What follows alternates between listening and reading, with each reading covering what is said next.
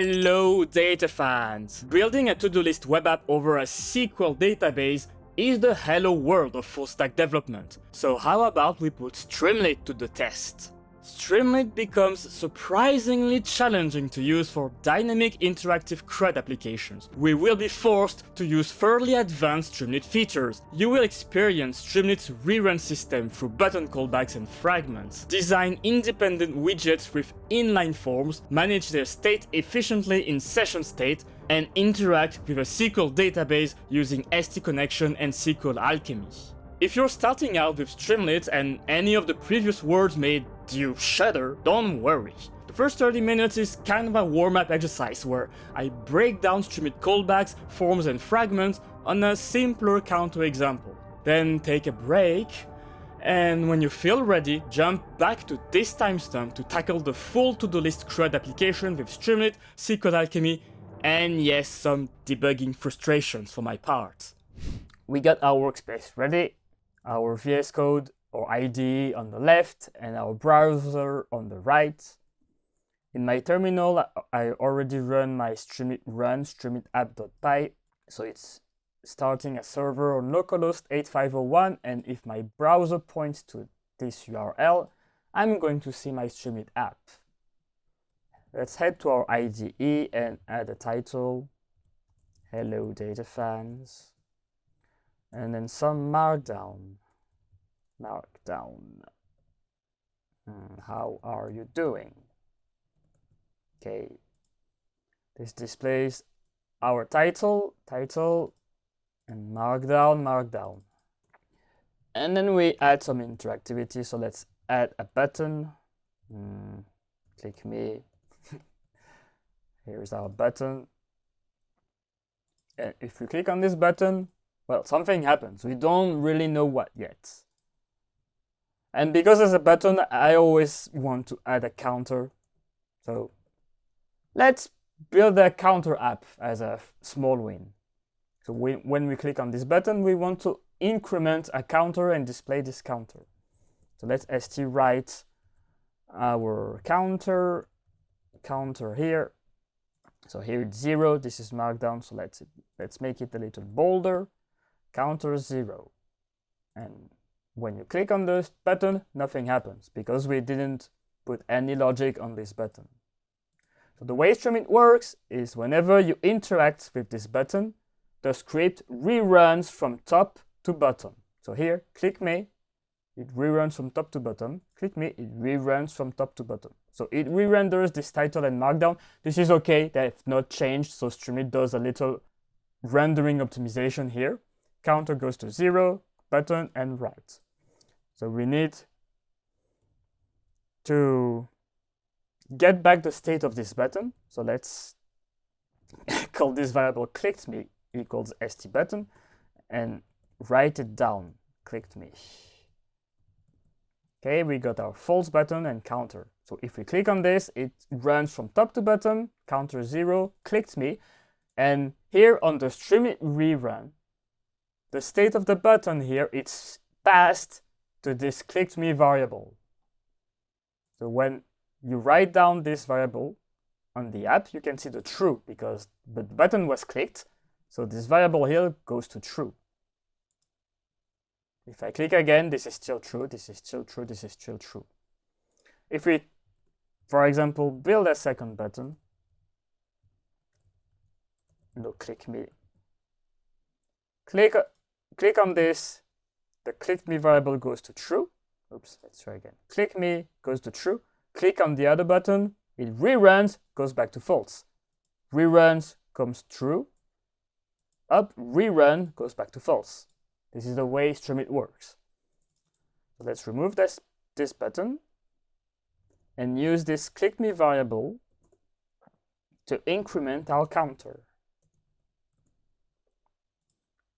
The way we expect this to work is when we click on this button, the script runs from top to bottom, and the counter goes to 1, and then this equals 1, and then we click again, this becomes 2, click again, 3, 4, 5, etc. That's our awaited behavior. Let's click. Count true, count 1, true, counter 1, true, counter 1.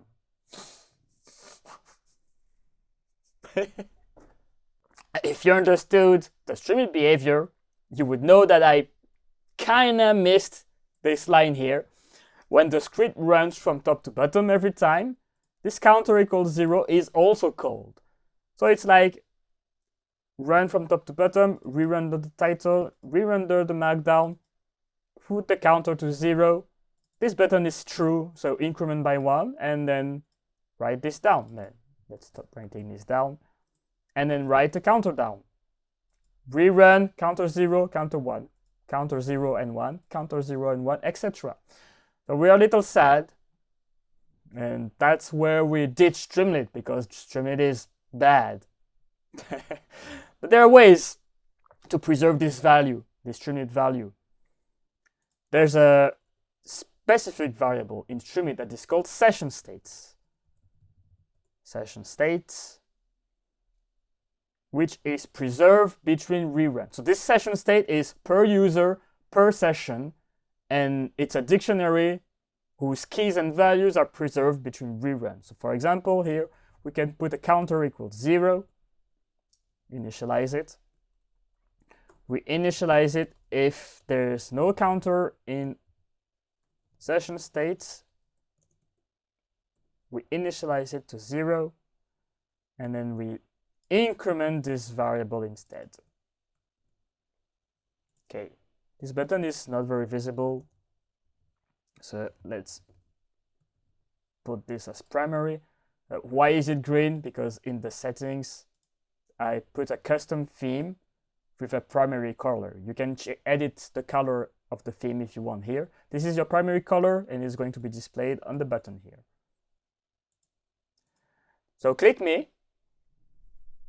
Drum rolls, drum beats, drum. I don't know how to, anyway. Click me, 1, 2, 3. Yay!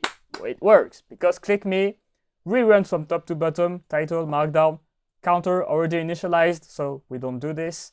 Click me becomes true because click me is true. We increment this by 1 and then we display it. So we have a counter that is incremented by 1 every time we click on this button. We're happy. Small win, small win. Let's keep going. If you understand this click me behavior, we can remove this and immediately up to this if st button. This is already false or true. It's a boolean, so we can do the if condition here immediately. It still works. Oh, it may be interesting for you. Why is it live reloading? There's a run on save in the settings. And also this run on save and custom theme, I have defined them in .streamlit config toml file here. You can see there's a run on save for the server, and in the primary, in the theme section, there's a primary color and a base radius. You can see this one rem is the radius of this button here. This is not my preferred way of interacting with a button. Instead, what I want to do is let's pull this here. This is our UI. What I like to do is put all of my UI here and my logic here, kind of like logic and UI. And in this logic, let's create an increment. Let's call it inc because I'm lazy. Nah, this is not good. Let's call it increment. Let's do it properly. And here, in this increment, we're going to increment our counter by 1. Let's take this, put this here. And actually, we could put this increment here. If we save, click me, it's still incrementing correctly. Now there's a way to move this in the button. So here, if I remove this if and instead put a callback on click callback and you save, the way it works is it's still incrementing. This button here, this button is still triggering an app rerun. So if I click, the app still reruns from top to bottom every time. The thing is, this function increment here, it's going to run before the app rerun. So here, if I click, it increments, then reruns. Increment, rerun, increment, rerun, increment, rerun. This onClick is sliding before the script rerun. So we increment and we display our counter every time. Woo! Then we can call it session state here for now. And app render, main app. Okay, we have one counter. Let's try to build 3 independent counter. So all of this is a counter, maybe not the hello fans. Let's remove this markdown and add a subheader here. This is a counter. Counter, click me, and the counter value. I think all of this, we can put this in a kind of a Streamlit widget, Streamlit big widget. Let's call it def display counter. And then put all of this together here, and then display a new counter. Display counter. Okay, let's hard reload this. And here you go. We hard reload. Whenever you hard reload your app, it's a new session is being started. So because it's a new session, the session state goes back to 0. Here we got 0. Still increments, so we're happy. Now let's put a name for the counter. I don't name string. We're going to use this name here in the counter name. Oops. Yeah, we're missing a name. Let's call it fan. Counter fan. Click me. Click me plus and counter, and now we can display multiple counter data. Counter data. Oh yeah, there's a Streamlit duplicate element ID. There are multiple button elements with the same auto-assigned generated ID. Yeah, so this ID is an ID that Streamlit generates to keep track of each component in the component tree. So this, for example, this title, I think the ID for this title is title hello data fans. And for this button, the ID is using this label. So because there's multiple buttons with the same label, it's not going to be able to track all of the buttons properly. So we need to add a key. I think it tells you, please pass a unique key argument to the button. Let's do this then. Let's add a key equals button underscore name, up, key F. There you go, counter fan, counter data. Let's do a third one, data Streamlit. There you go, we got counter fan, counter data, and counter Streamlit. Okay, but the thing is, you see, if I click on this, every button is incrementing, which is sad. But you see that this is because I'm using the same session state for each counter. I don't want this. So this session state, I will divide it in multiple keys. So here, this counter key, I'm going to make one key for each counter. So let's move this to the display counter. It kind of looks like for each display counter, we are building its own session state key. So by the way, it's if counter,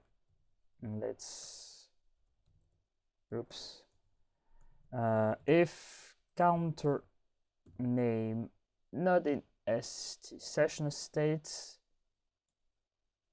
Oh, maybe I'm going to do key state equals this.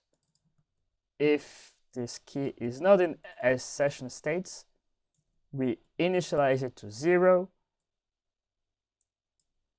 and we display this counter here. Okay, and we save. If we click, nothing happens. This is because the increments something that is empty. So here I need to add the name of my counter so that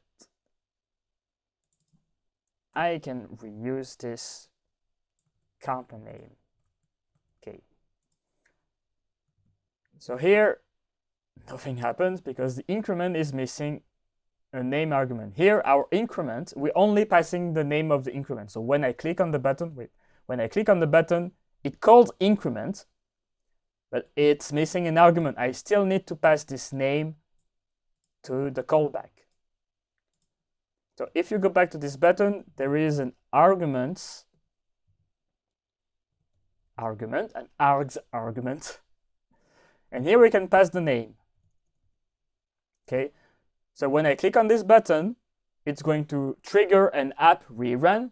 But before doing the app rerun, it calls the increment, and the increment is going to increment the component session state, let's call it this way.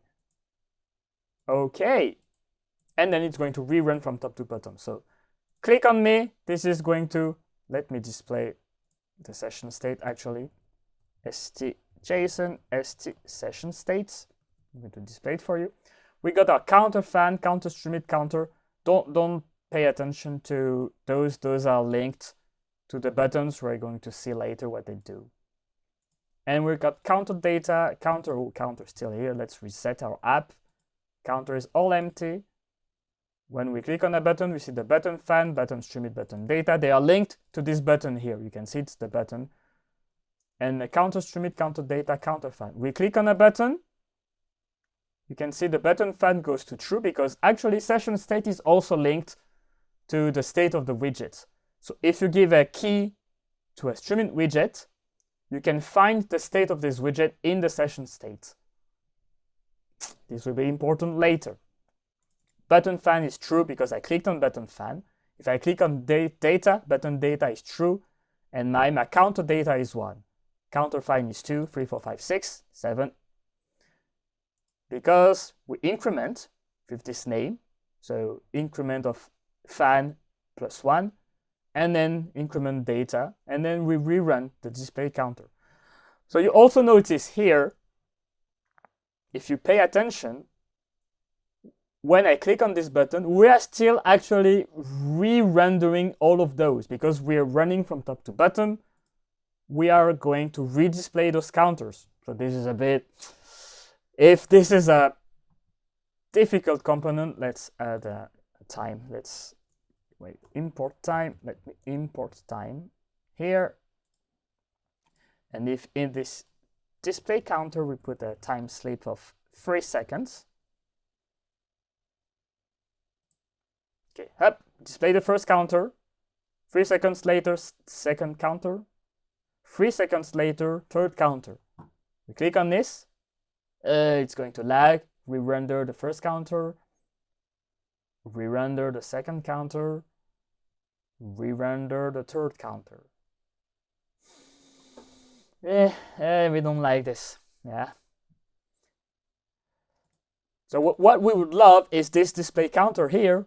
When I trigger this click button, I only want to rerun this part of the script, not the whole script. And Streamlit has a solution for this. This is already advanced Streamlit. If you're a Streamlit beginner, I'm sorry. This is advanced Streamlit. If you go through this, you'll be an expert in Streamlit. We got what we call a Streamlit fragment.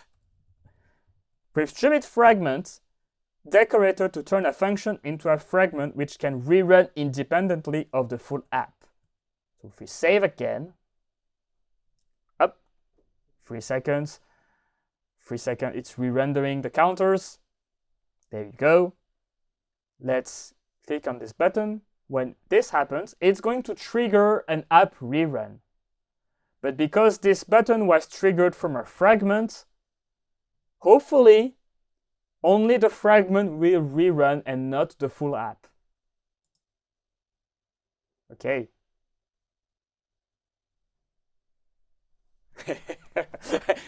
I know this, but even I'm happy.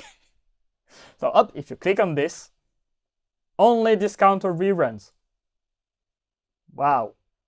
Actually, I wonder what happens if I click on two buttons at the same time. Oh yeah, also you cannot provoke a rerun in a rerun, so it's going to stack up the reruns. Anyway, you can see it only reruns this fragment, not the full app. We're happy. Yeah, that's a good one. Okay, let's remove all of this. Up, there you go. Let's go back to a clean state. Stale. I don't know. Hi. Let's go back to our title. One last thing I need to teach you is how to create a form. So in Streamlit, if I build st text input, let's do it. xt text input for title, st text area for a description, and an st date input for our due date. So imagine this is already a form for a to-do. Add a to-do, title, description, due date, and then we got the submits, add to-do. Okay, and make it primary too because it's a little more elegant. Okay, we got title, description, due date, and add to do. And when you add to do, let's build a callback, def add to do things. We are going to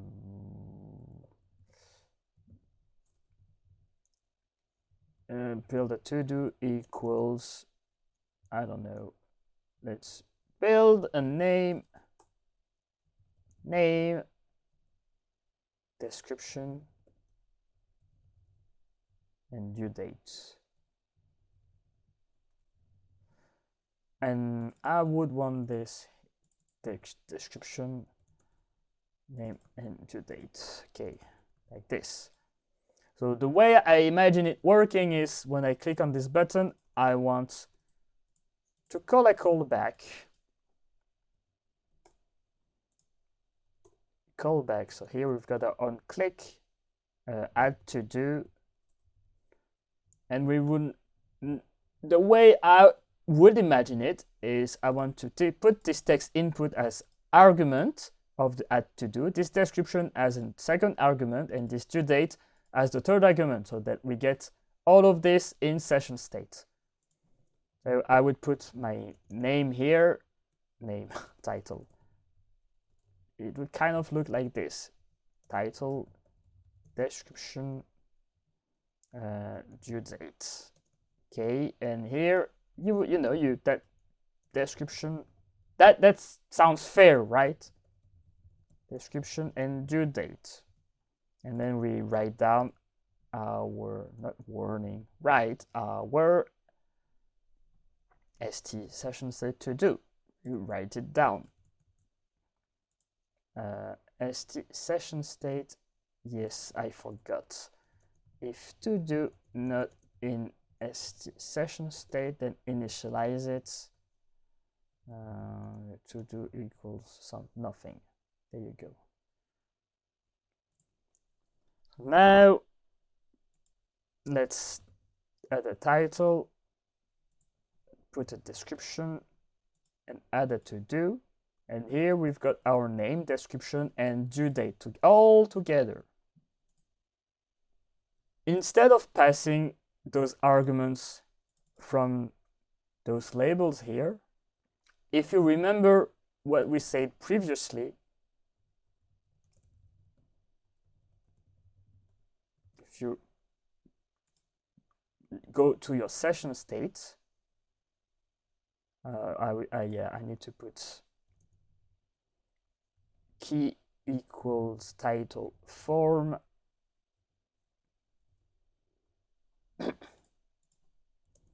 key equals description form, and key equals due date form. And if I put a title, let me reload all of this also, add a title, ds. You can see that the title form is ds. There's a due date. The due date is here. And my description form is empty. And let's put hello world here. If we control enter, hello world, ds, and the due date is here. Add to do. So this add to do is still going to transfer this title, description, and due date. But instead of passing those arguments from here, what we can actually do is here get back. Don't use those arguments here, and use st session state of title form. Description will be st session state from the description form, and due date will be session state of due date form. Now we can remove those forms here, and we can remove the arguments. And now let's reload everything. Add a to-do, title, hello, press enter, world, enter. And if I add the to-do, with the submit, we're going to call back the add to-do without any arguments, because the arguments are going to be extracted from Streamlit widgets immediately. Here we'll see the name is extracted from the title form, which is this. The description is going to be extracted from the description form, which is this. And the due date will be extracted from the due date form, which is this due date form, which is this one. Whenever a function interacts with session state, I know I cannot really put unit test on it because it's very Streamlit related. So I like to call it callback. Callback and callback. So that's one of my own best practices. If you really want to, you can return your to-do date, your this here, up. Okay, then you can description, go, and then add to do. Okay, instead of add to do, let's create to do. And then you can name description and due date. So this way you got your pure Streamlit callback here. Add to do callback is pure Streamlit. So we get your session state, and session state. And session state to do equals create, name, description, and due date. And in this create to do, you got name, description, due date. And you know you can build a unit test on this if you want to. Okay, you may ask, why don't I immediately use this as a callback with the arguments here? And actually, there's a reason. I don't remember the reason. It may be, I don't really remember. There is a reason for not doing it like this. I don't remember which one. What was the reason? Wait, I know the reason why, but it's not going to show here. Because when I edit this title here, hello, when I submit this here, if I do hello like this, it's going to rerun the app from top to bottom. And when I do this, hello world fan, it's also going to rerun the app from top to bottom. By rerunning the app from top to bottom, it's going to extract the state to name, to description, and due date. But I don't want to re-render the app from top to bottom when I edit my form here, because I want this to be an independent component that submits and reruns the whole app only when I click on this button. So instead, I can encapsulate this into a form. So with st form, I will give it a key, like a form. Everything under this st form will only be run when I click on this form submit button. Okay, so now you can see it's in a form, there's a border, let me add a to-do. So here's a border. Let's reset everything.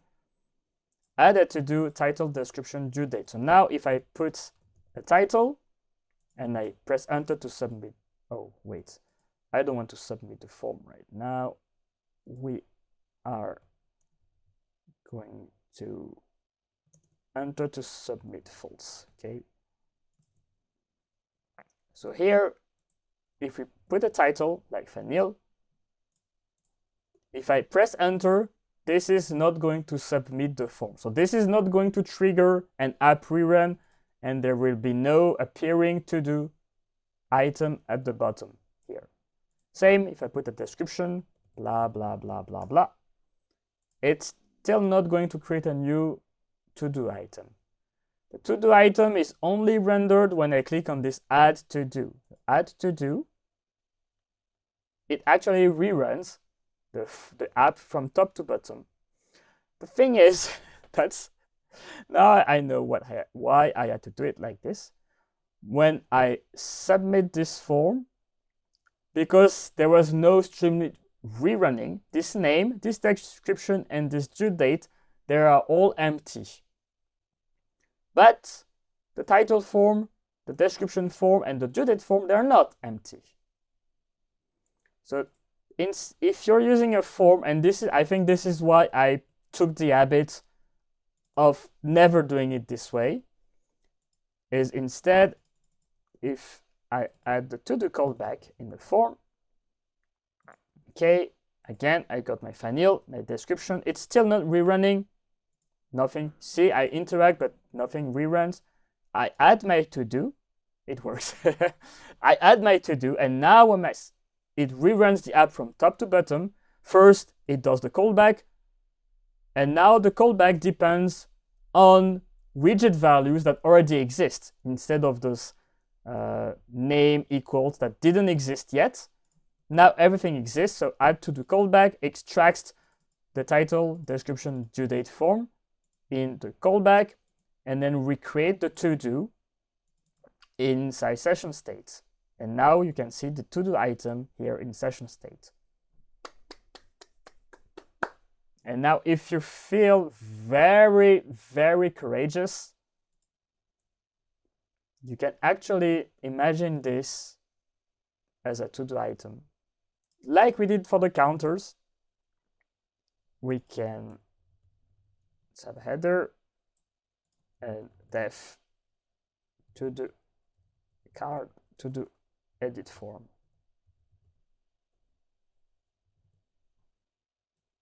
Up, and then to the edit form.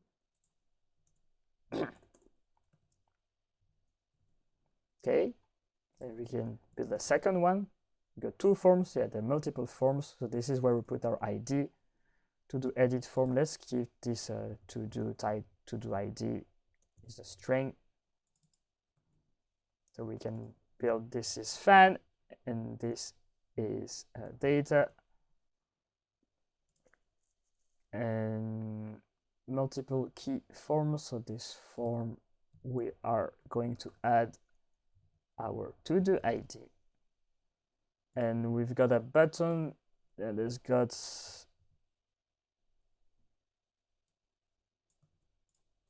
a button for, yeah, I like to do it the opposite way. Up button like this. It's missing a submit button. Ah, no, there's no key. Oh, sorry. Where it's multiple key title for. Oh, yeah, sorry. The text input. This is it. Let's add a key.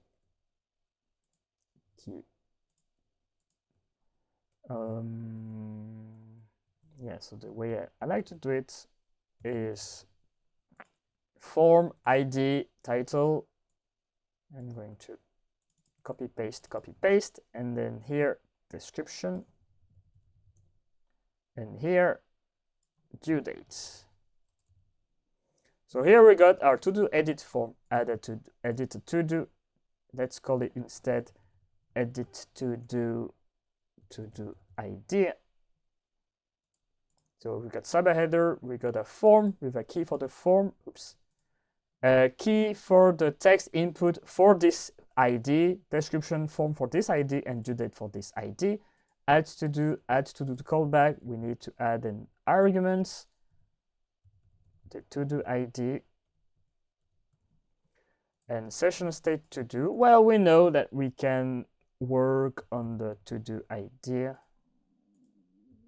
and move like we did previously. We move this to do here. If to do, and let's take this to do ID. If to do ID is not in session state, then we initialize it. Up, there you go. So we got edit to do fan, edit to do data. Let's do it like this. Create to do, and I need to put this ID because when I'm doing my callback, I'm transferring my to do ID in the callback. So here I've got my to do ID as a string, and I'm going to reuse those keys. So session state, extract from form to do ID title, extract from the description, extract from the due date.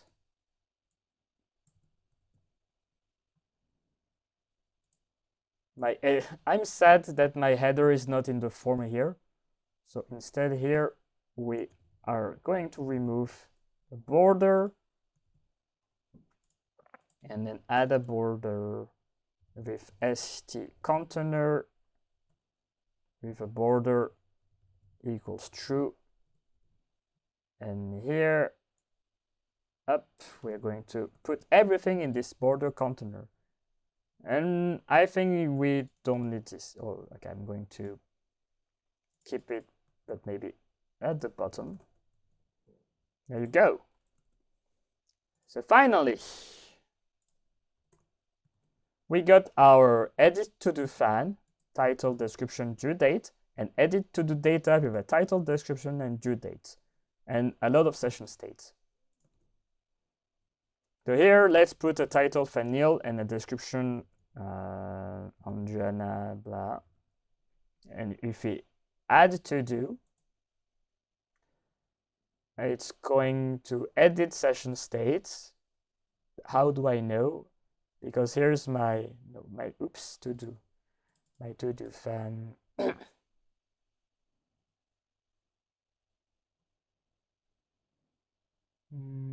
Yeah, my to do is here. Oops, I forgot to put my to do. Yeah, it's this. I forgot to edit the correct session state. Oopsie. Let me reload it again. So now here's my form component and my second form component, Fanil. As to do, you can see my Fanil due date only for this component, not for the other one.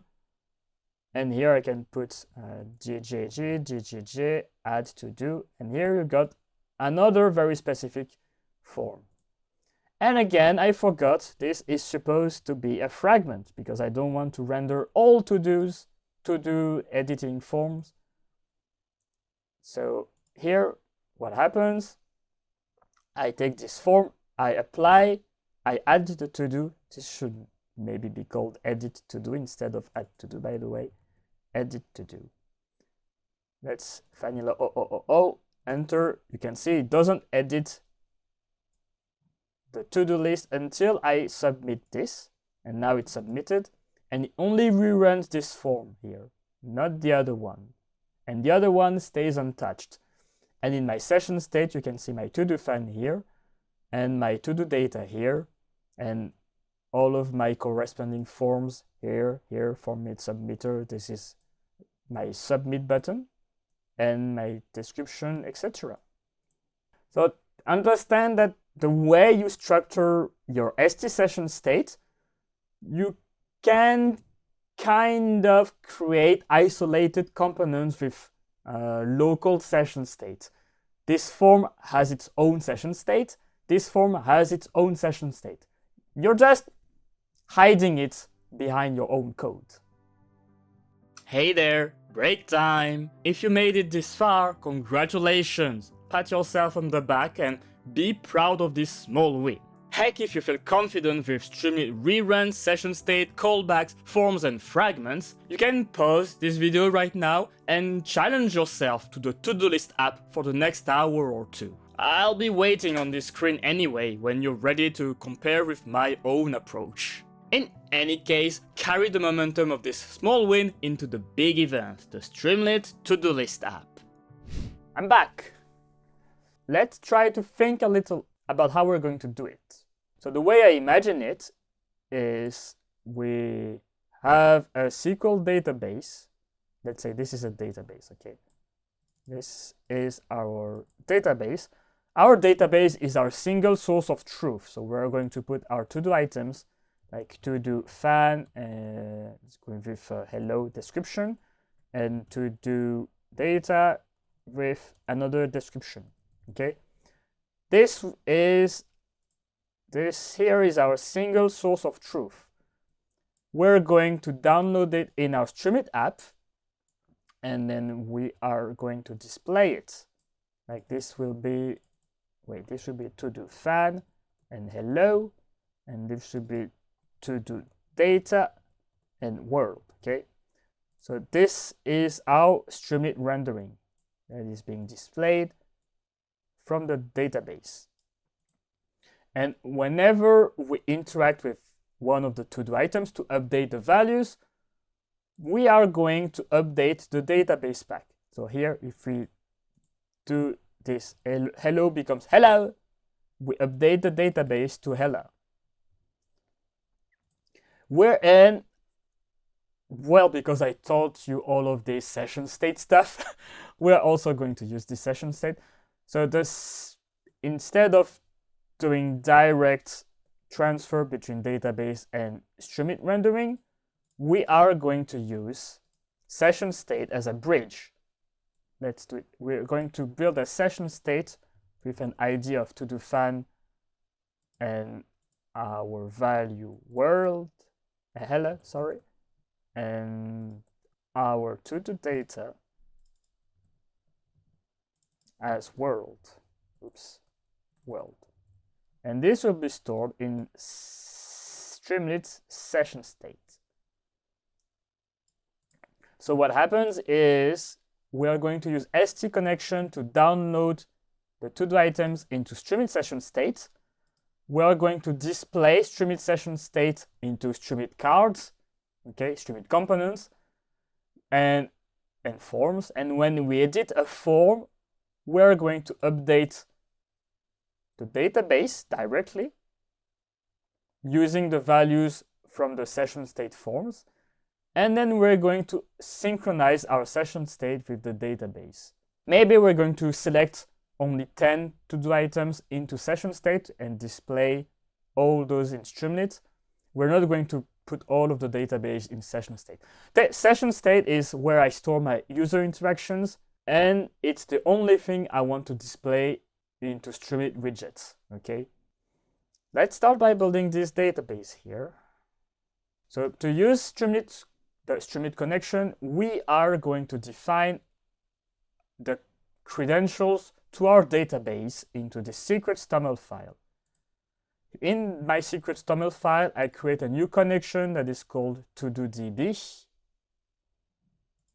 It's of type SQL, and it's going to save my data in a local SQLite database called ToDoDB. You could also, if you want to configure your own Postgres database or Supabase database or Firebase or I don't know which database, there are multiple Streamlit tutorials to connect the ST connection to those remote databases. So it's easy for you to change from SQLite to Postgres, for example. So here we build our connection, ST connection, to our ToDoDB, which is the ToDoDB here. ToDoDB, ToDoDB. Here we got a new connection, and this connection, if we ask for help, it's a connection to a SQL database using a SQL Alchemy engine. And so with SQL Alchemy, you're able, with Python, to connect to a database and interact with it using either the SQL Alchemy core. With this, you can directly run SQL queries to a database in Python, or you can use SQL Alchemy ORM, which is going to map your database objects to Python objects for you. So when you edit Python object, you're able to transfer update state directly to the database. You can use one or the other, whatever. In this tutorial, I am going to use the SQL Alchemy query builder to create my SQL queries and insert my to-do items in my SQLite database using this query builder. And for this, I'm going to use this SQL Alchemy session here. SQL Alchemy session. But before that, let's create our database. Let's put a title to-do app. Put our title. We got our connection here. This connection, you can build it yourself. It's really only a kind of like a connect database configuration, and then return like SQL Alchemy session. I don't know how to do it, but with an ST cache resource. The ST cache resource is going to put this connection in a specific Streamlit object that is going to be shared to every user on the server, instead of creating a single connection for each session or for each user. This is all done for you, so you don't have to do it.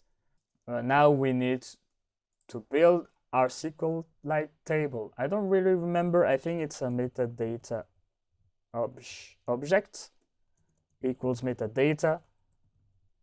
This defines the metadata to the database that you're using. And then we're going to build our to-do table equals table. Let's call it to-do table, or maybe we're going to put a to-do table name. Let's call it to-do table.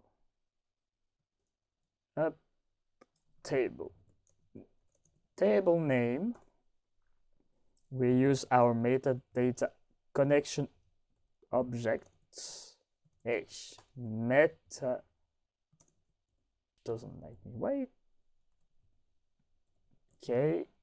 So here we define a connection to a table in our SQLite local database, and we need to map to our SQLite column. So here we can build a column with an ID, which is my primary key. And then let's add a title, description, and a due date, and maybe a created date. And because it's a to-do item, there's going to be a done. So here, instead of ID, here we've got the title, description, and let's create it at due at, and then done. And then we need to add some, I didn't define the type here, I forgot. The type, this is an integer. My title is a string. My description is a string. My created at is a date. My due at is a date. My done is a boolean. Those are database types. So if I go check my imports, those are all SQL Alchemy types that are going to be mapped to your database types. So I need to create this table. So metadata object is contains the metadata to this database. And this has a create all method, which is going to create all the tables that are stored in this metadata. So here we've got a to-do table.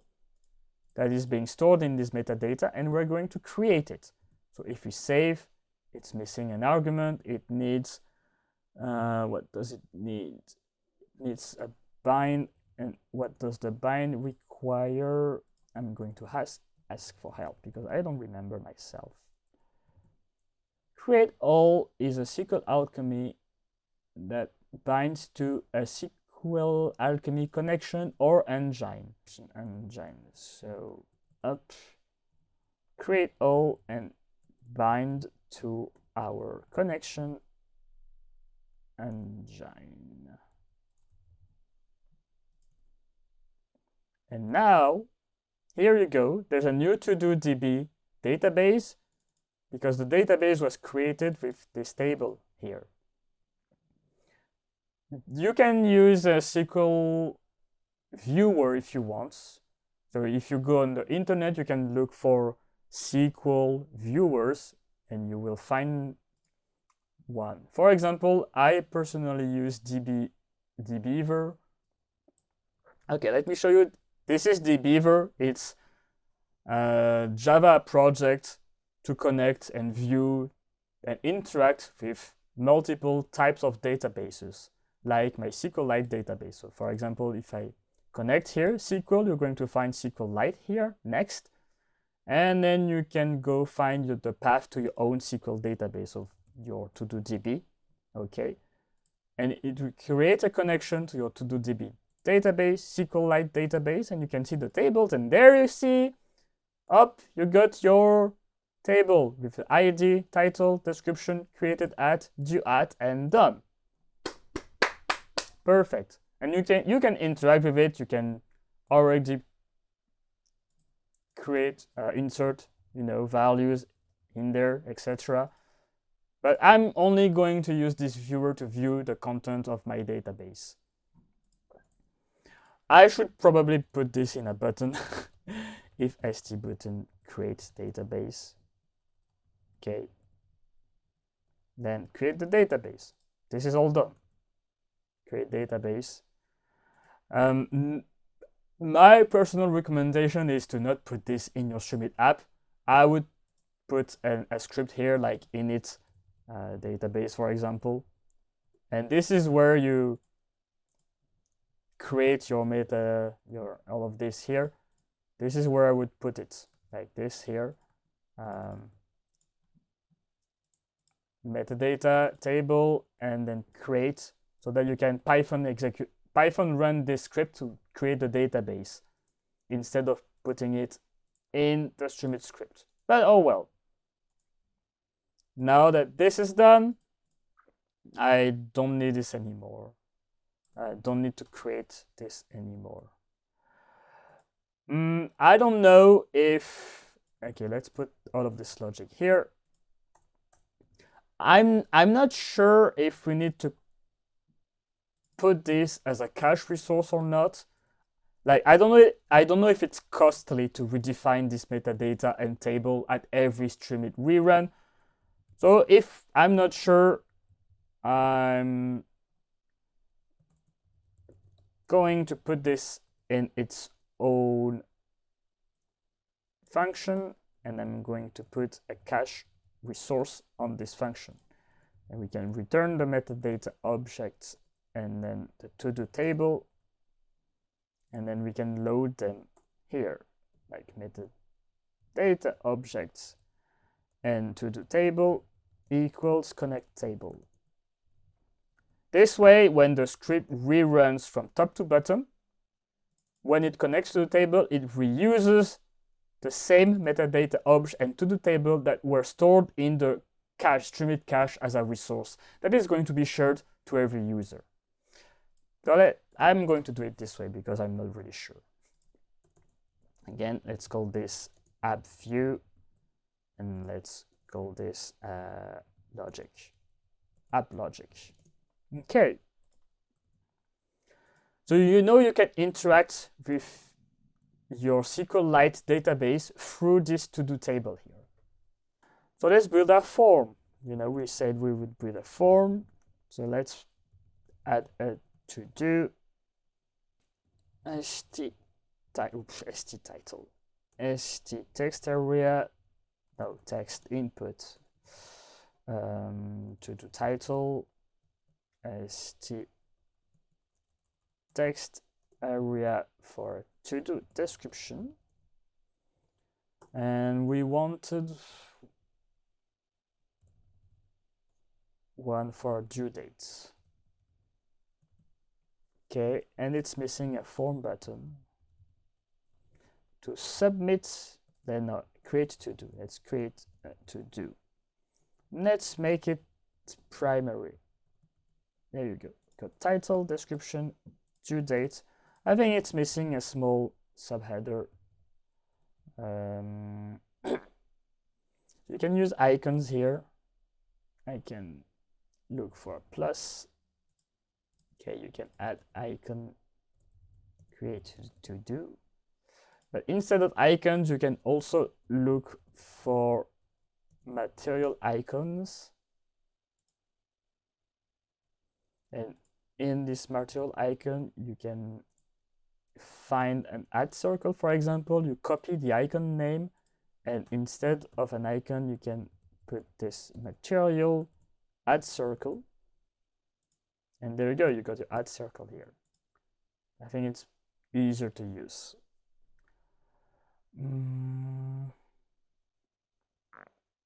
Okay, fan and description. Okay, if we create to do, nothing happens yet.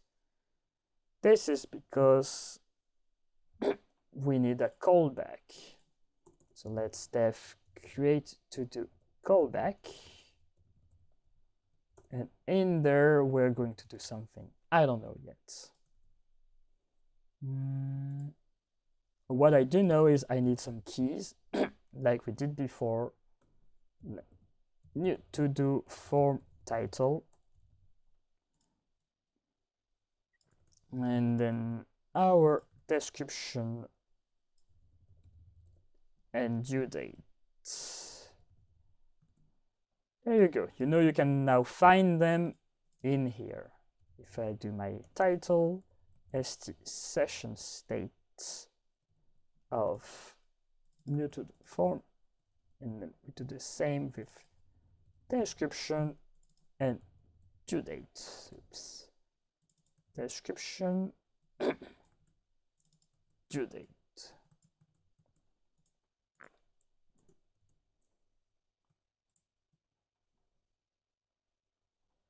Now we are going to insert those values in the database, in the table. So I think we need the connection here. We need our SQL connection and our to-do table as arguments. And here we can pass them in the Streamlit form. Create to do type equals primary, and here we add our on click to create our to do callbacks, and as arguments we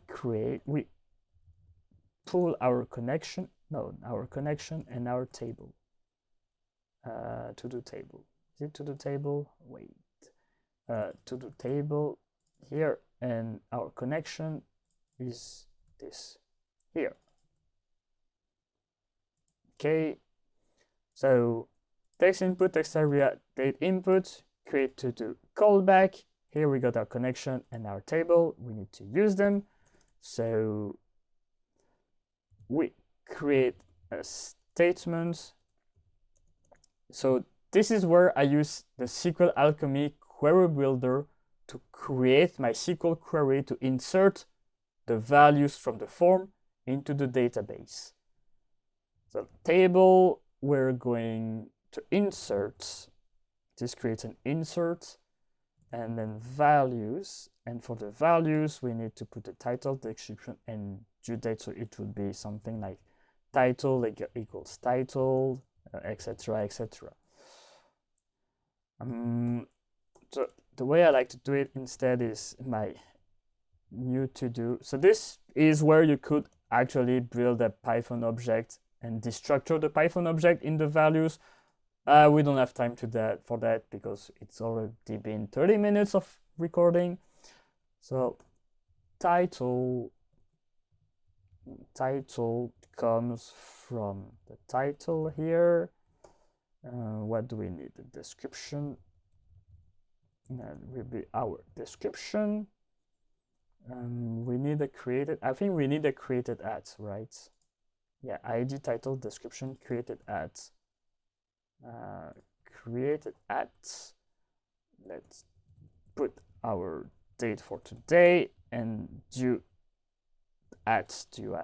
It's called due at and due date. And finally, is it done? No, it's not. Done, false. And then insert the values. Oops, new to do. New to do. And then we use our connection session because there's a SQL Alchemy session in the Streamlit connection.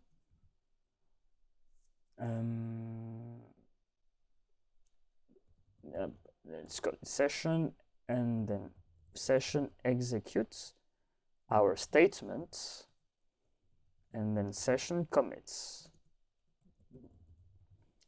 So here we say I want to run this statement using the SQL Alchemy session, and then I commit this statement.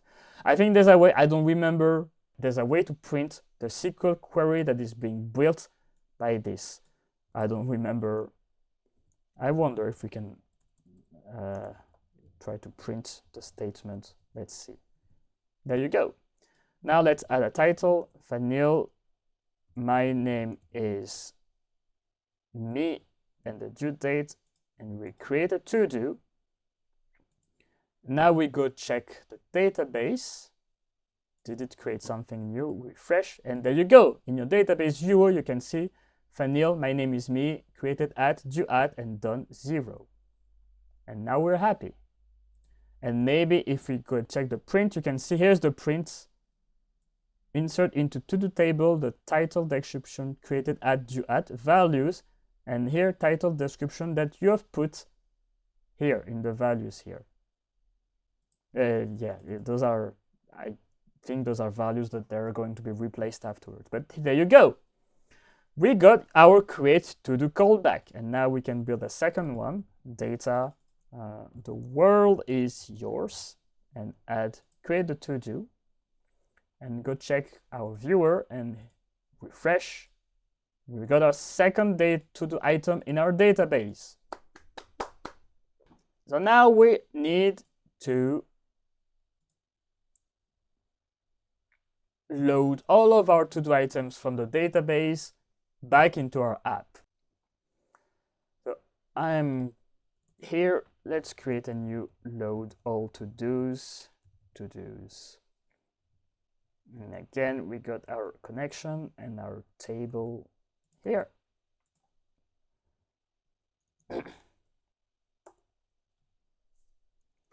And we create a new statement, which is I think SQL Alchemy select from the table, and we want to select everything. So this is already a select star from the to-do table. And we may, if you want, we can order by ID, just to be sure. So this statement is going to select everything in the table and order by the ID column. And again, with the connection, we use the connection session as session to run this command. I don't know, let's call it results. Session executes the statement. And then in this result, we've got a list of SQL Alchemy rows. I don't really know how to manipulate those rows. So what we can build is, if you remember previously, I think I talked about building a Python object to map the database rows, SQL Alchemy rows, into those Python objects. If I were using the ORM, this would be automatic, but I didn't want to because I like to build my own SQL queries. So let's build a new data class. Class to do. It's going to be, again, ID optional. I think I'm too lazy. I'm going to copy paste this because this is not a very interesting thing to do. Here's my data class from a to-do. There's an optional ID, title, description, created at, due at, and done. And there's a class method that transforms for row. This is a row. I don't remember. This is a SQLite Alchemy row. I don't remember if it's actually like this. Is it there a row thing? There is a row thing. Let's do it like this. So from a SQLite Alchemy row, you take the dictionary mapping. This converts the row to a dictionary. And then you build, from this dictionary, you extract the ID, title, description, created at, due at, and done for the instance of this to-do. Otherwise, you return none. And then we can use these to-do rows here. All to-dos, all to-dos equals, and let's build our to-do from row of a row for row in results. So here, take all the rows in the result and transform them into to-dos.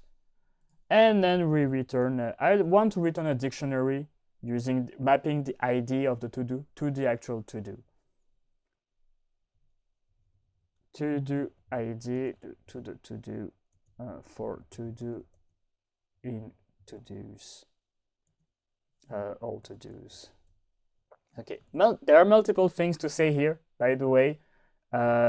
This execute, I think, if the database connection doesn't work, I think we need to try and accept a database connection error or something. You'll have to ask ChatGPT for this. So yeah, there's a try and accept for this execute to catch, I think. That's the first thing I wanted to say. Okay, load all to-dos. We can put them in session state. If, oh, you can build a key. It's the session state to do key.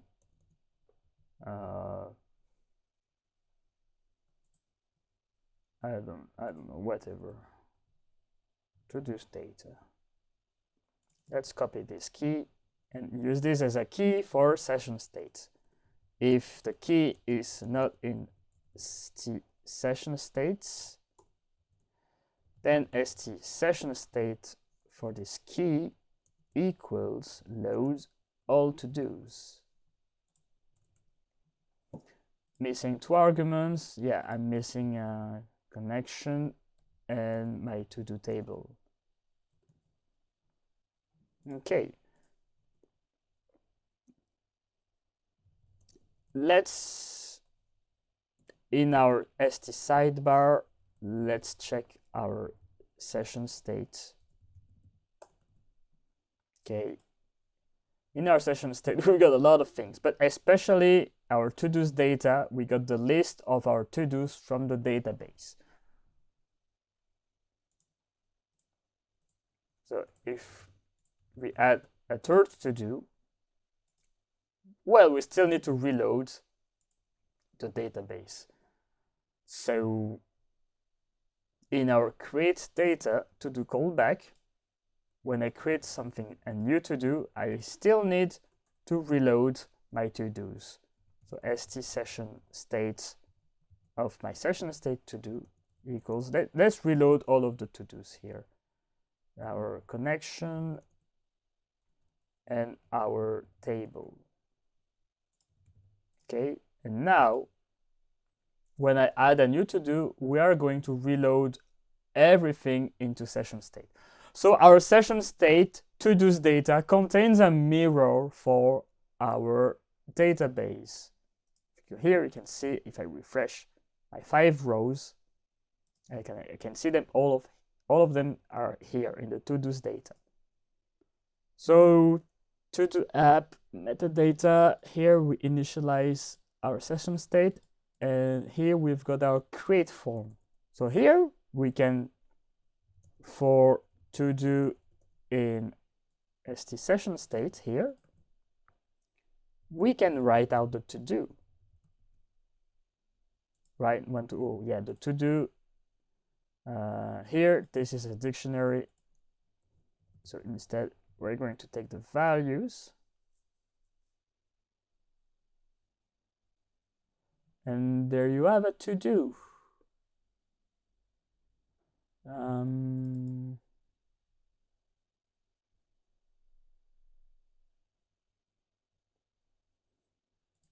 Yeah, maybe let's ask for the title instead. There you go. Let's put a title, some markdown, and some markdown. So here the to do description and to do for due date.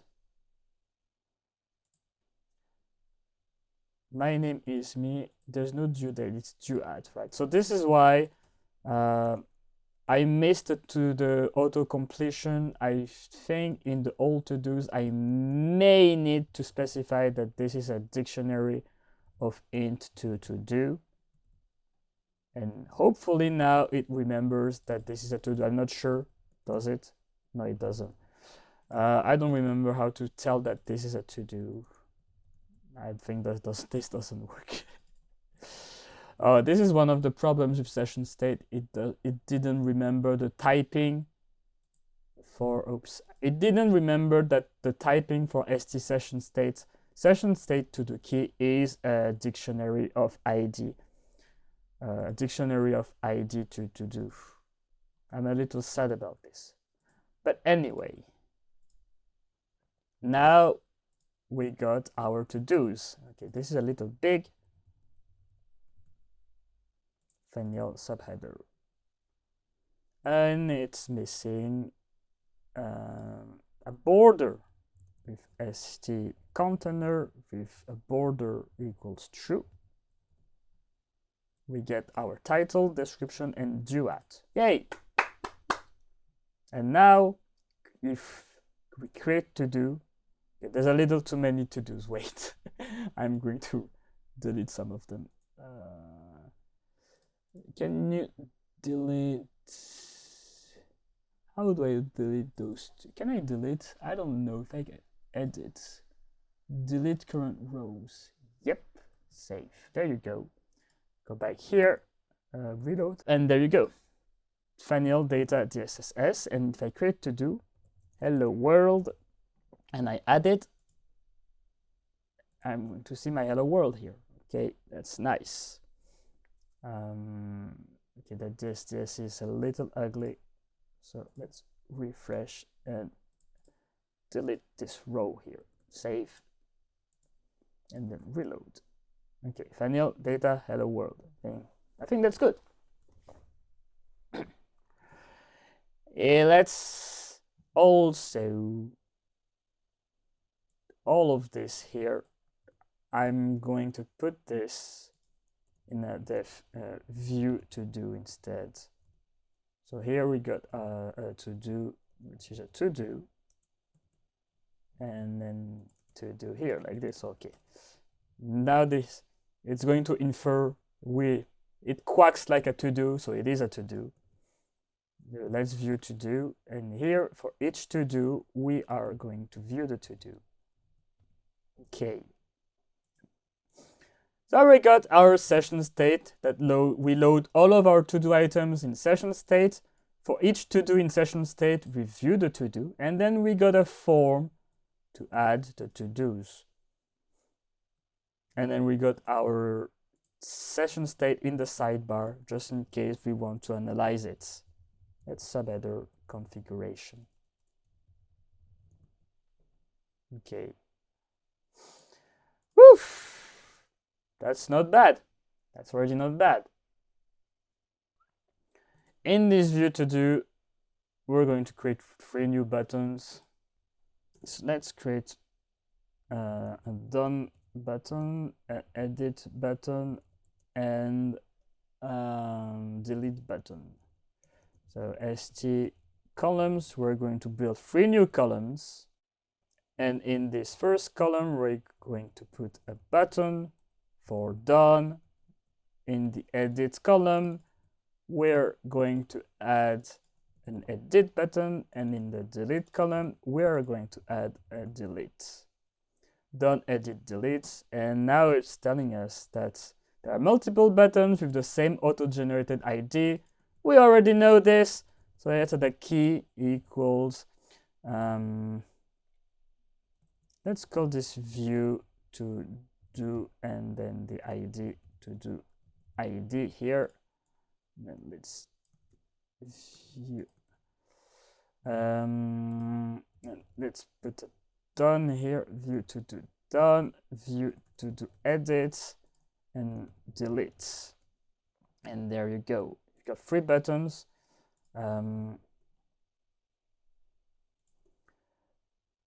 And we're going to use the use container Rift to make this very big.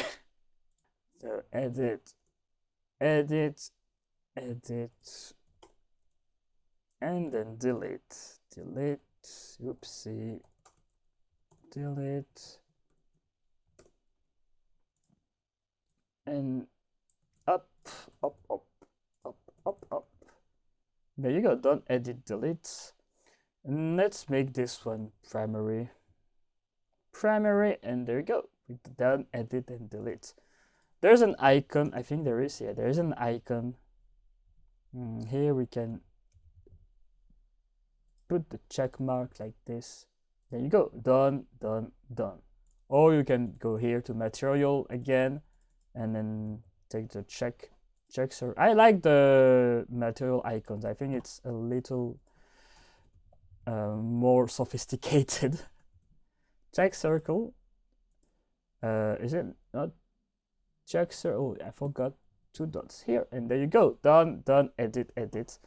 You can find the edits, I think. Edit, edit, oopsie.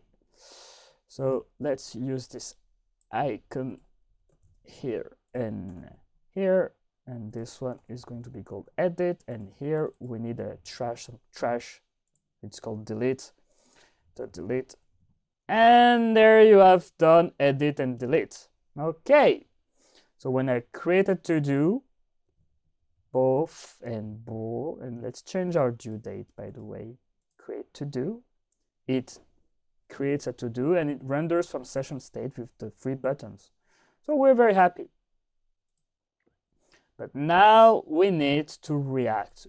We need, let's go back to here. We need those buttons to do something. Let's start with the done button.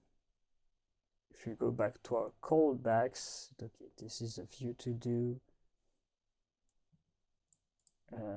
Maybe let's call this widgets, okay? Widgets, so we got our app view, widgets, and app logic like this. Up. So let's create a markdown callback. Again, we copy paste those connection things. Markdown callback. And in Markdown callback, we probably need the to-do ID because we're going to edit the ID for the to-do.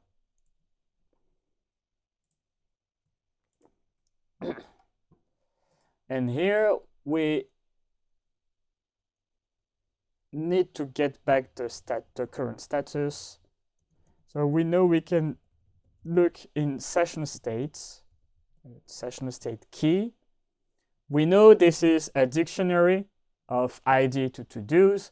So if we look for the to-do ID, we know we get a to-do item and we get the done value.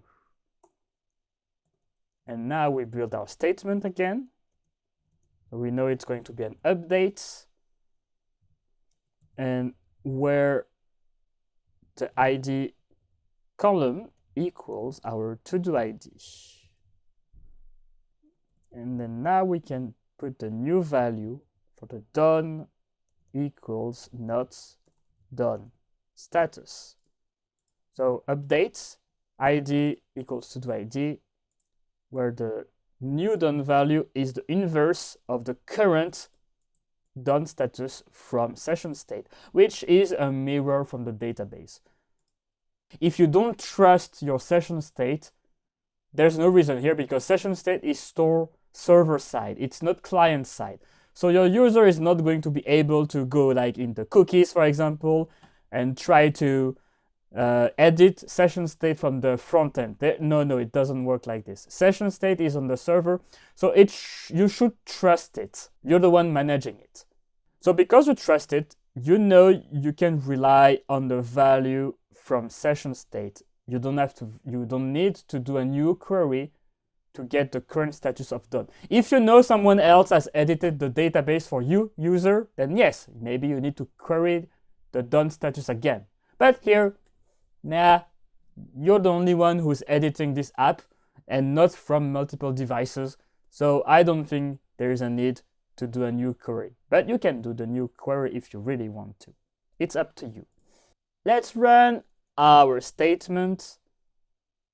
Connection session as session with session execute. Oopsie, and then we commit the session. And again, we should be doing this try except the database problem. Don't forget to do it. Save. And then I need to resynchronize my session state. So here maybe I don't need to load all of the to-do items. If you want to be like I don't want to reload all of my to-do items every time I do something on one single to-do item, then maybe we can define a new load to-do here, up, and to-do id int, it returns a to-do, okay, and I'm going to use this to-do id equals load the to-do for the to-do id. So when I marked on callback, I edit the done status in the database, and instead of reloading all of the to-do items, I'm only going to reload the to-do ID, the to-do for the to-do ID. So here, load is probably going to be something like select a table, where I think we already did something similar. Table C ID equals to-do ID. And then again with, at this point, you know, the command session as session, let's call it sesh because we want to change things.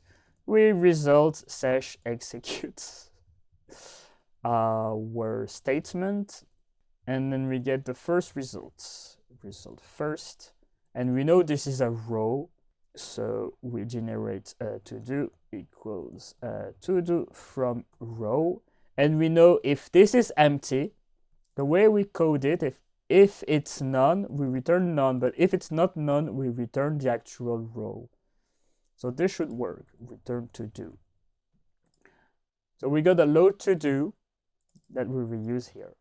Okay, we made, and now if we go back to our view, the view to-do, we can also mark down the to-do done. Okay, done.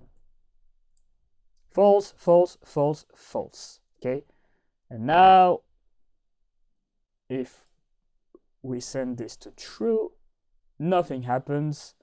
That is because this done button doesn't have any callback. So on click, mark done callback, and arguments equals the connection, the to-do table, and the to-do ID. To-do ID doesn't exist. So to-do ID. Now, fingers crossed, load to-do, missing 2 arguments.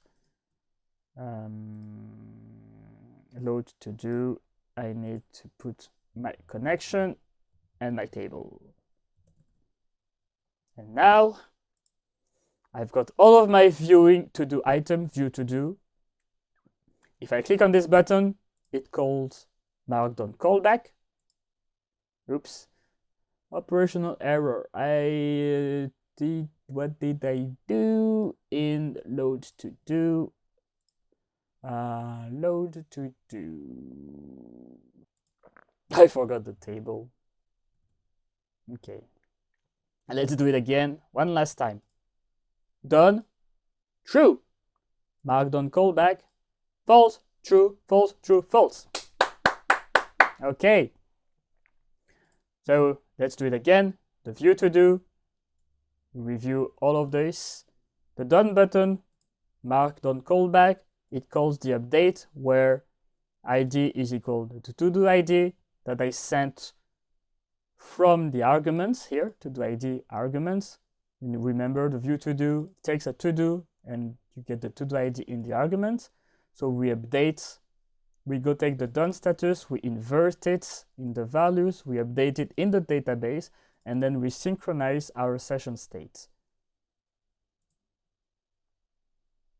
Load to do, we resynchronize our session state.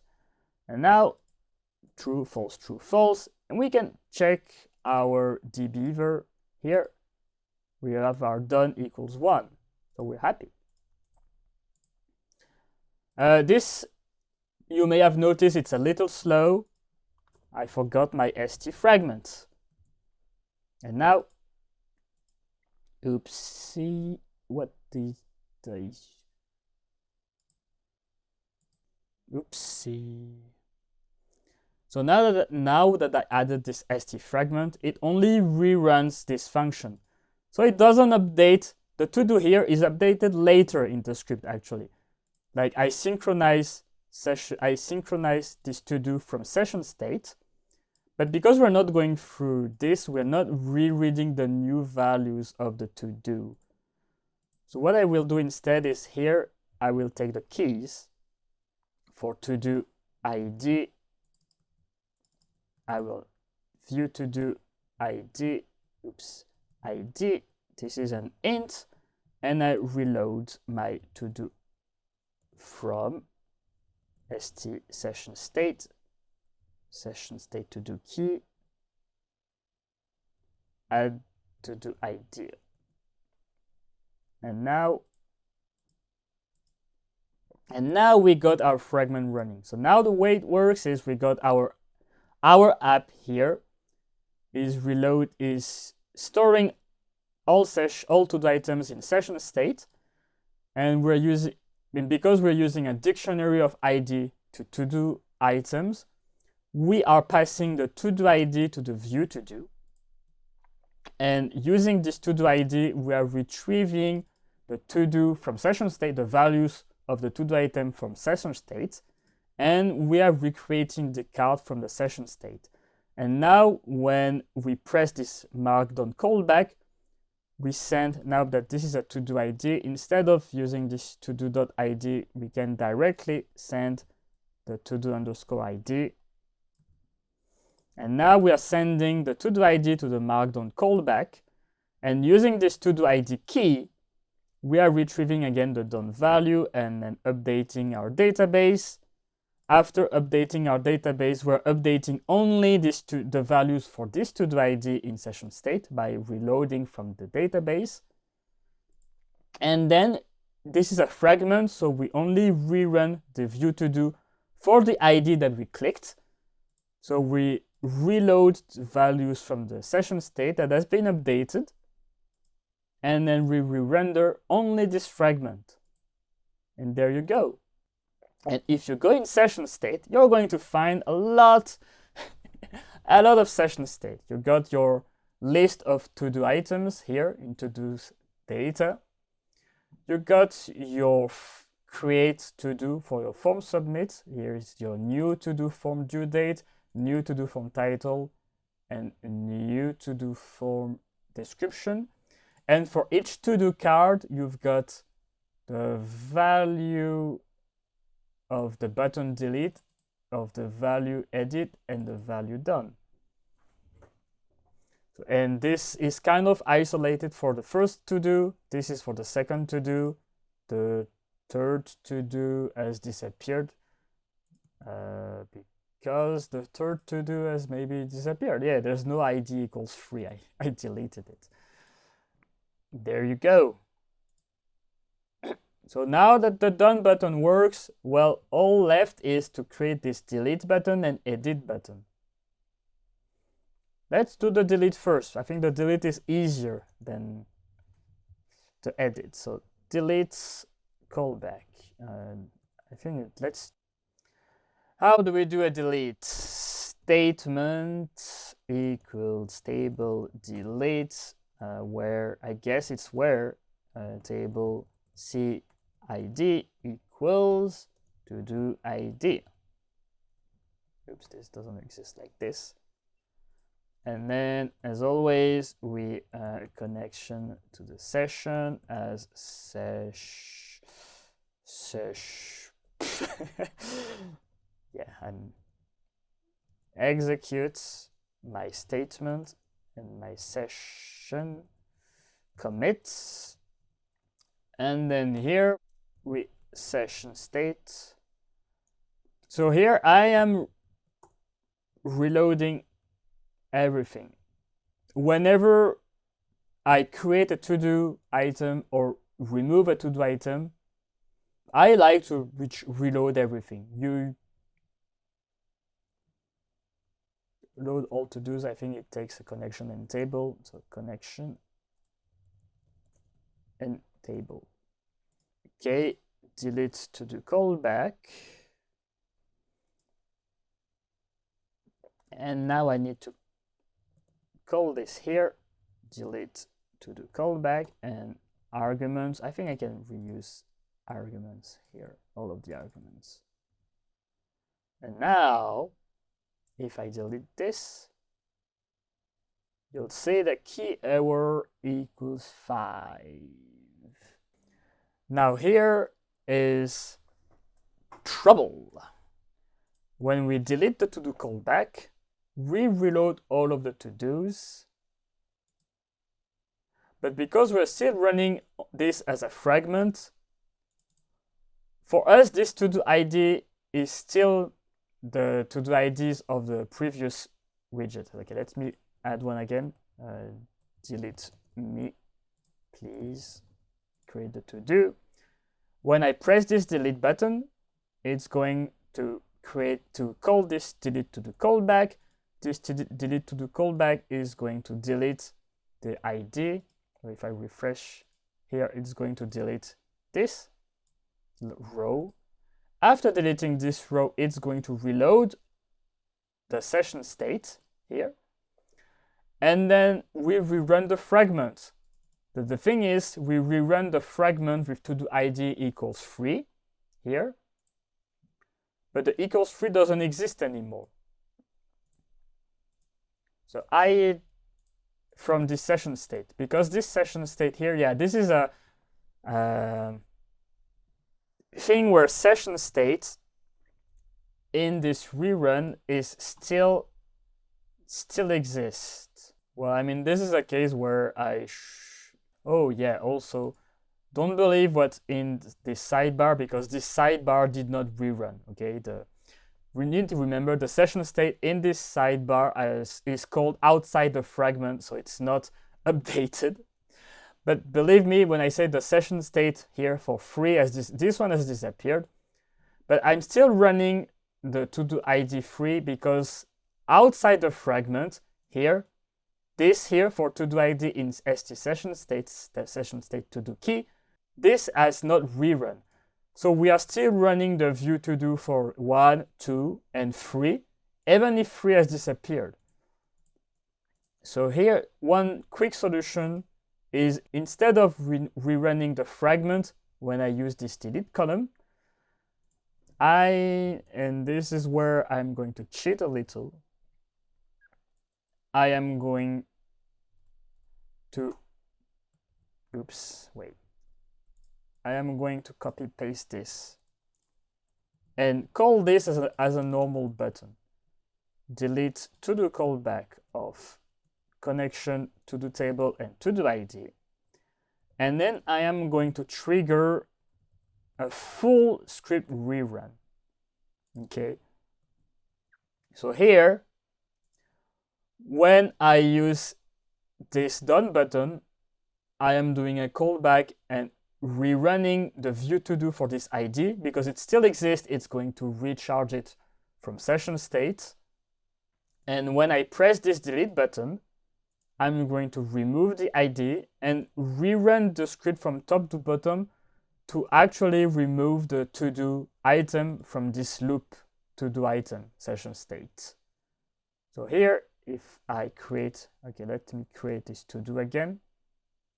If I delete this, it now deletes it because it deletes it from the session state by rerunning from top to bottom, and so it reruns this part too. I'm okay with doing 2 reruns for a delete because delete is not going to happen often. Like here, there's only one rerun. We mark on callback, then we rerun. For the delete, when you click on the button, it reruns from top to bottom. It goes through the if, it does this delete to do callback, and then it reruns a second time with the scope equals app. There's no way to, for now, to say on click, change the scope of the callback to fragment or app. So I have to do it this way for now. Maybe this will change later.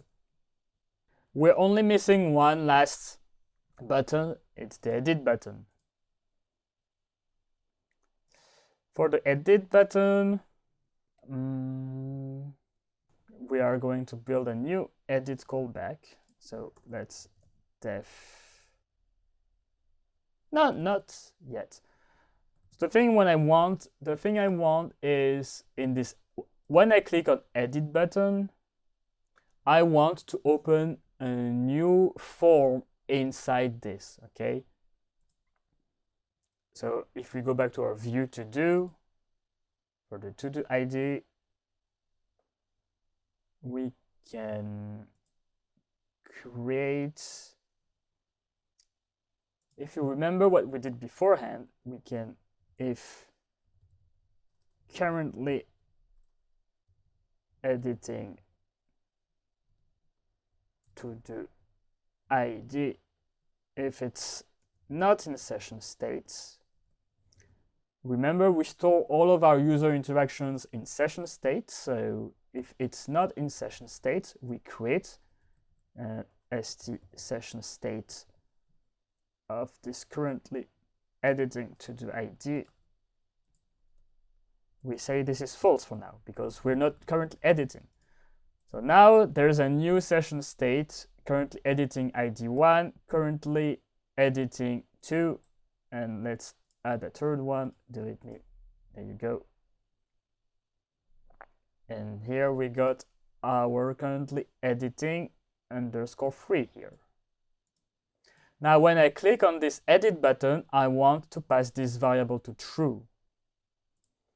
So this edit call, we can on click switch edit, switch edit, and on this switch edit callback, because we manipulate session state, so we add callback at the end, switch edit callback, def switch edit callback. All we need is the to do ID, and here we are going to reuse the session state of currently editing. We are going to invert it. Okay, so whenever I call switch edit callback, I invert its value. So if I now edit this, my currently editing is still false because I am probably not transferring an argument. So to do ID. And now if I edit this, my currently editing for 2 is still false. Wait. Always. I need to remember this sidebar. Okay, I need to configuration not updated through Fragment. Okay. Remember, not updated through Fragment. So let's trust our guts here. Switch edit callback actually changes the session state. Okay. You know, I could actually mark it here. Session state. Okay. True, false, true, false. Okay. And we know this is correctly switched. So now we are going to check this editing value. So if, no wait, editing, currently editing.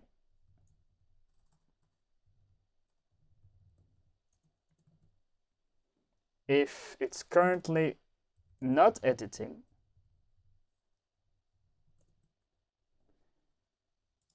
then we run this, and if it's currently editing,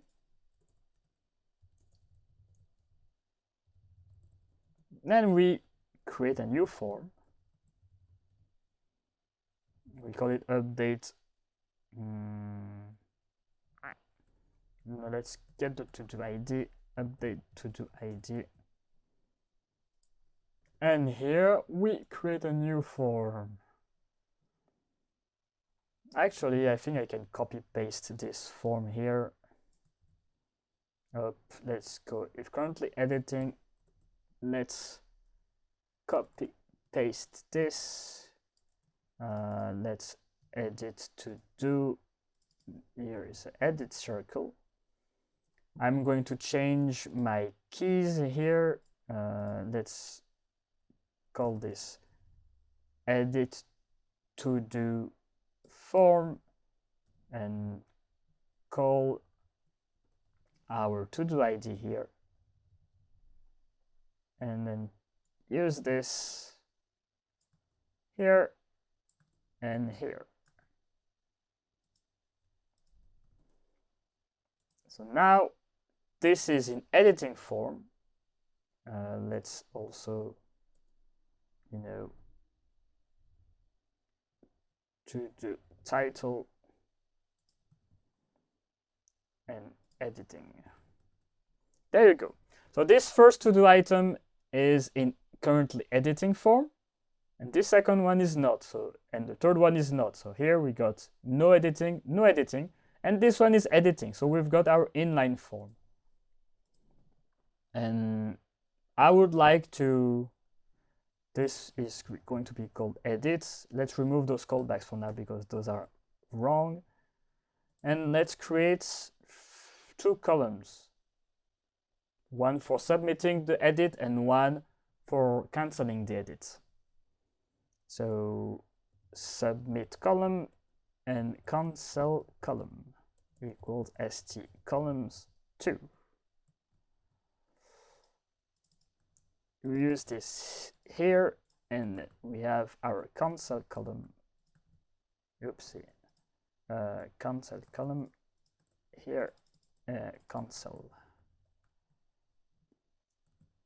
And use container rift. Use container rift. So we got edit to do and cancel. We know the cancel, we want to reuse the callback for switch edit, this one here. So on the cancel, if we cancel, we switch the editing, currently editing for this to-do item back to false. If we cancel, switch cancel requires a to-do ID. I forgot to-do ID. And now if I cancel, it goes back to Fanil. If I edit, it goes to editing to do. Cancel goes back to Fanil.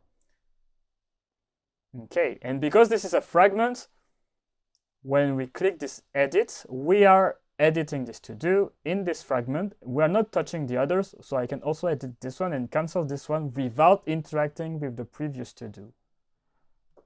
And the to-do title, I'm able to put some values.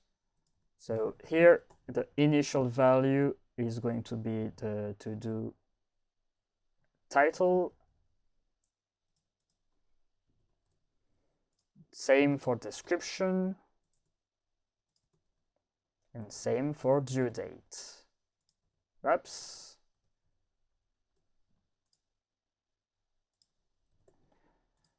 Value equals to do description. Yes, it doesn't know that to do is a to do. But please tell me that to do is a to do. Now to do description, and then to do value equals to do due at. Okay, to do value comma, and same for due at. Here you go. Vanille, my name is, cancel, edit. Vanille, my name is, and the due date from the previous values of the to do item. And now I can modify them.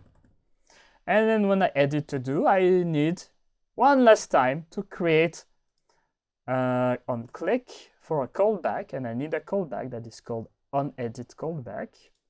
So def update to do callback with a connection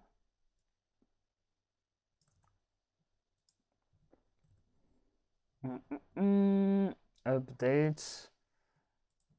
I am updated values. Like we did for the create to do, we created a new to do that we are injecting in those values. Here we have updated values equals title is our, this needs to be a string, session states. Okay, this is a big key, and the big key is if currently editing, we give to the form, and this is the big key for the title. So we use this up session state for edit to do form to do ID title. Yeah, we make a big effort in putting unique names for each widget and each component of the app.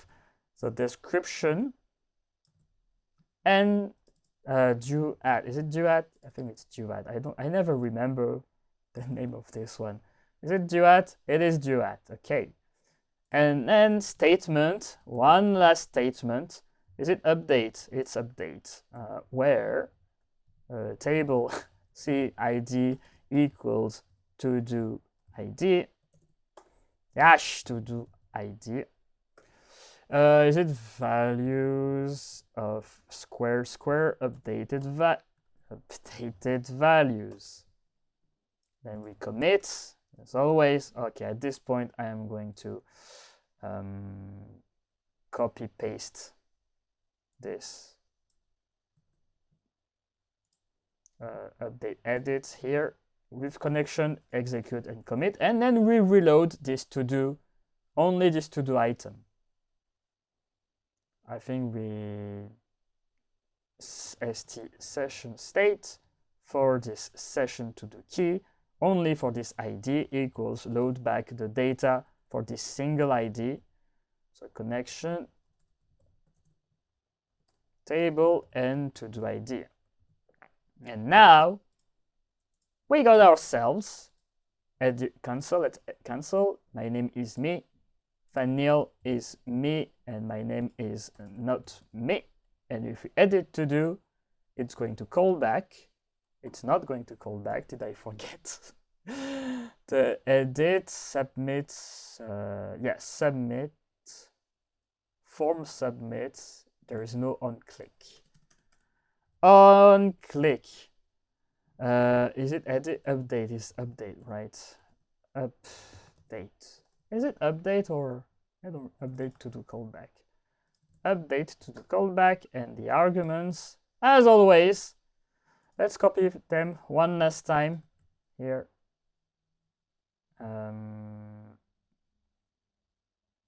Oopsie, there you go. Now edit to do has no key. Oops, it's due at, or is it something? Due date. See, I am making mistake. It's due date, not due at. Let's call this due at. Okay, let's reload everything. Let's reload this. So we reload all of our to-dos. Let's do this. We reload this. We've got reload all of our objects, database objects in session state, review each ID into a card. So here's the ID 1, ID 2, ID 3 or 4, I don't remember. We got our create to do, blah, blah, blah, blah, blah, blah, blah, create to do, which creates a new item in the database because this is a full script rerun. This is not a fragment. It's going to rerun everything. So it's going to reload this loop and review all IDs from the session state. Now, if we go into the view to do, we have this done button, goes to false, true, false as a fragment. So it only reruns this fragment.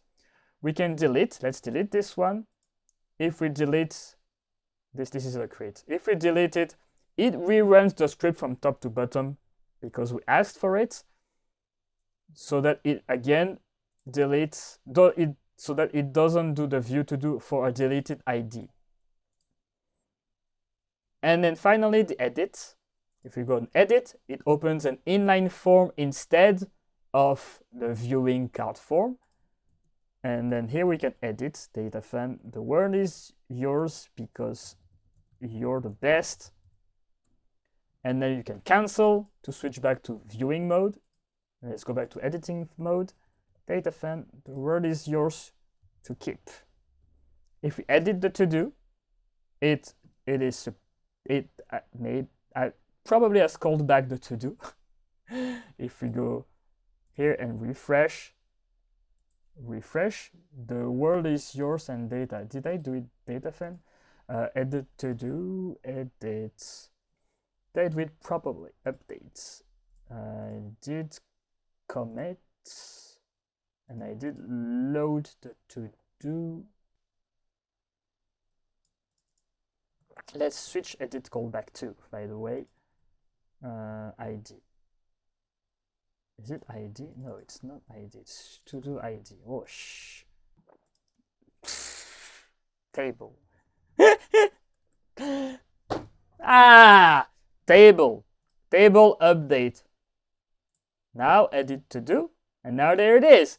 Update the table. You reload the to do in session state. It only does to do. And then you switch back to viewing mode. There you go. Want to see it in full? To do app, vanilla data, delete, delete, create new to do. You know what? Let's also unsubmit for the create one, this one, clear on submit equals true. Now let's create new video for YouTube. Create the to-do, it creates a new to-do in the database, it reloads all the to-dos in session state. I can delete the vanilla, it deletes and it reloads everything in session state. Now we edit for YouTube next week. New video out. If we cancel, we go back to viewing mode and the form, I think the form has disappeared. Now you go back to the form, new video out for YouTube fans. And if I edit to do, it updates the data in the database and it reloads this to do in session state. And there you go. We got our database, we synchronize to session state, then review each item from the session state, we synchronize back to database, and we resynchronize the session state. I generally prefer to have a session state bridge. You don't have to. You can, every time you do a query, you can query back the database. My session state is kind of like a memory cache, like a session memory cache for the user, so that I don't interact with the database every time I do something on the Streamlit side. So and in my session state, I know I didn't do it here, but I can process how I want to display my title or description. In session state, whenever I update the session state, I can, for example, do my uppercase in session state and just display my widget from session state with all of the values prepared in session state. So that's how I usually use session state, and why I really wanted to show you this process of session state as a bridge between Streamlit widgets and forms and database. In session state, you source the data from database and all user interactions. And we are using fragments to localize this. This one is a fragment, this one is a fragment. They each have their own little local session state. Even if it's all mixed, it's still kind of session state that is only linked to this component. Okay, so it's your job to make sure that only this fragment can interact with this session state. It's not like in other languages, like where maybe this fragment can interact with the session state of this fragment in Streamlit. It's your job to protect this session state from this component, okay? Congrats, you made it this far. You should leave a support message in the comments below for future data fans who are hesitant in taking this tutorial. But you know, the journey doesn't have to end here. Take some time to refactor your session state keys, catch those pesky SQL alchemy errors, or create a users table to your database and add user authentication from this video so anyone gets its own to-do list. I'll see you around. Bye!